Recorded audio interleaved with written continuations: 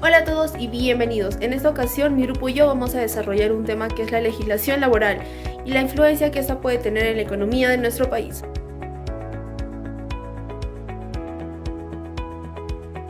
El derecho laboral peruano cuenta con una gran cantidad de normas que regulan las relaciones de trabajo. Estas abarcan el tipo de contratación, los beneficios sociales del trabajador, regímenes especiales, protección de trabajadores en vulnerabilidad, entre otros. Sin embargo, no encontramos un solo dispositivo normativo que articule el total de las normas laborales en concordancia. El objetivo de una norma de esta característica permitirá tener un índice general. Además, podríamos articular el uso de las leyes que regulen aspectos en común. Ahora, ¿qué se entiende por legislación laboral en el Perú? Se entiende por legislación laboral al conjunto de leyes y normas reguladoras de las relaciones de trabajo. También se consideran en su órbita las normativas de derecho laboral internacional a las cuales se ha adherido la República del Perú, por ejemplo, los convenios de la Organización Internacional del Trabajo. La legislación laboral tiene dos características que son muy importantes. La primera, que es la individual, y la segunda, que es la colectiva. En la individual trata de los derechos laborales, ¿no?, de cada trabajador. ¿Qué quiere decir esto? Que se encarga de sus deberes y sus derechos en particular. Acá aborda lo que son su sueldo, sus gratificaciones, su jornada laboral y etc. La segunda característica, que es el colectivo, que se involucra en cuestiones de tutela a los derechos sindicales de los trabajadores. Es decir, que aquí abordamos al trabajador como un colectivo o grupo, que por consiguiente en los estatutos de los trabajadores se consignarán las obligaciones de las partes en relación del trabajo, así como los deberes del Estado.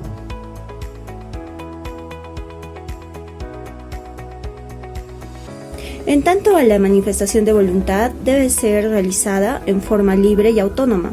Es decir, esto no debe de encontrarse viciada la voluntad de las partes, ¿no?, al momento de la contratación. En caso de la remuneración, se supone que el pago de un salario debe ser acorde, ¿no?, a la tarea realizada o a la tarea vinculada con este. En lo que viene a ser la prohibición del trabajo de menores, pues no solo en el derecho laboral internacional, sino también en el peruano se encuentra, ¿no?, lo que viene a ser vedada el trabajo a menores, ¿no? En cuanto a la no discriminación, pues se deben de respetar los derechos del trabajador, ¿no? No hacerle una discriminación, ya sea por raza, credo, entre otros, ¿no? En cuanto a lo que viene a ser la jornada laboral, pues deben respetarse, ¿no? Deben de respetarse los descansos, ¿no? Ya sea entre jornadas diarias o semanales, ¿no? En lo que viene a ser la seguridad, respeto por las condiciones, ¿no?, dignas y seguras del trabajador, o del trabajo en este caso, ¿no?, ya que se debe garantizar, ¿no?, proteger siempre al trabajador. Un aumento del 10% de la RMV generaría una caída de 2.5% del empleo formal, afectando principalmente a los trabajadores de bajos ingresos y en pequeñas empresas.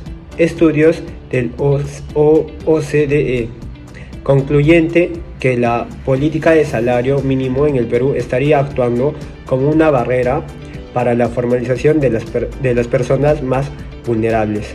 Ahora les voy a hablar sobre el alto incumplimiento.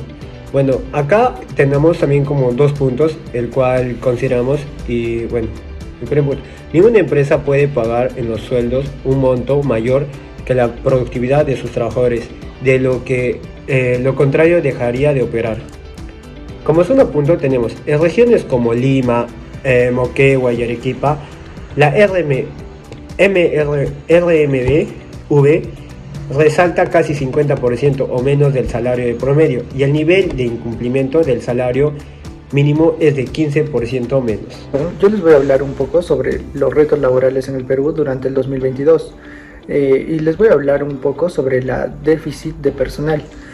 Todos sabemos que durante el 2021 se observó una fuerte déficit de profesionales en el sector como entretenimiento, turismo y sobre todo en servicios, porque son rubros que dependen de prácticamente cualquier medida nueva que se dicte en el contexto de la pandemia. Por la pandemia se ha reducido mucho el personal de profesionales, ya que tenían muchas restricciones y no podían salir libremente a laborar. Aún en el 2022 sufren este déficit de personal, pero esperemos que en este 2022 todo esto se regule normalmente. Fuerza laboral. Un factor a tomar en cuenta en el mercado laboral es la llegada de los inmigrantes refugiados venezolanos. Pese a que el tránsito se frenó con la llegada de la pandemia, esta situación posibilitará a muchos extranjeros a obtener trabajos bien remunerados y dará a pie a una competencia con los trabajadores peruanos. Como último punto vamos a hablar lo que viene siendo el salario mínimo. Como primer punto se busca recuperar de manera formal los puestos de trabajo que se perdieron desde el inicio de la pandemia. Ello implica asegurar el pago actual de la RMV y los derechos laborales para cuidar la salud de los trabajadores. También sería mejor concentrarse en emitir normas técnicas para la mejora del mercado laboral en general, en vez de impulsar medidas que solo benefician a un porcentaje muy pequeño de los casi 17 millones de trabajadores que se registran en el Perú. Gracias.